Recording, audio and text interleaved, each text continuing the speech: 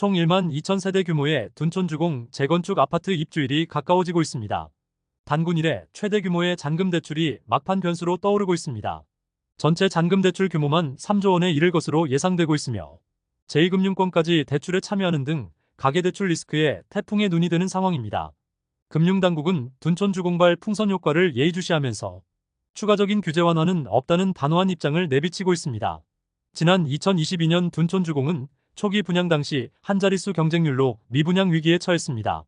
당시 부동산 시장 침체의 뇌관으로 떠오르면서 정부의 각종 규제 완화가 집중됐고 수요가 회복된 둔촌주공이 입주를 앞두면서 가계대출의 최대 변수가 됐습니다. 11월 27일부터 둔촌주공 재건축 올림픽파크 포레온에서 총 1만 2,032세대가 입주할 예정입니다. 올해 하반기 서울 재건축 전체 입주 물량 중 둔촌주공이 절반 이상을 차지하고 있습니다. 입주 예정자들은 분양대금 중에서 중도금 대출을 상환하며 입주 지정일에 맞춰서 나머지 잔금 20%를 납부해야 합니다. 은행권 관계자는 취득세 등을 고려하면 가구당 최소 3억 이상 필요할 것으로 보인다며 둔촌주공 입주자들만 3조 원 이상 대출이 발생해야 한다는 계산이라고 전했습니다.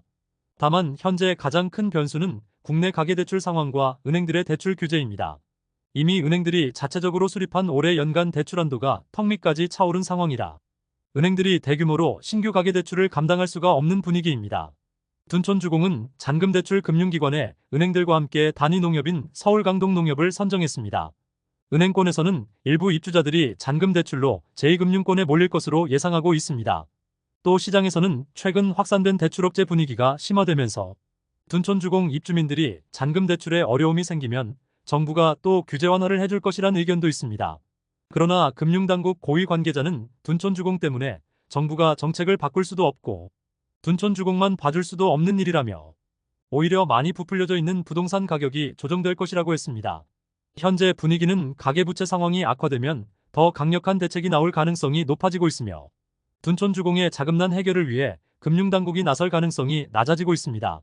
아실 자료 등에 따르면 둔촌주공 가구 수의 30% 수준인 3,718세대가 전세나 월세로 나와 있고 두 달 전과 비교해서 23% 이상 매물이 증가하고 있습니다. 한 공인중개사는 전세 대출이 더 막히기 전에 전세 거래를 서둘러야 한다는 분위기라며 전세 가격도 낮아지는 추세라고 전했습니다. 지금까지 잼스톤TV였습니다. 오늘 영상 도움되셨으면 구독과 좋아요 부탁드립니다. 시청해주셔서 감사합니다.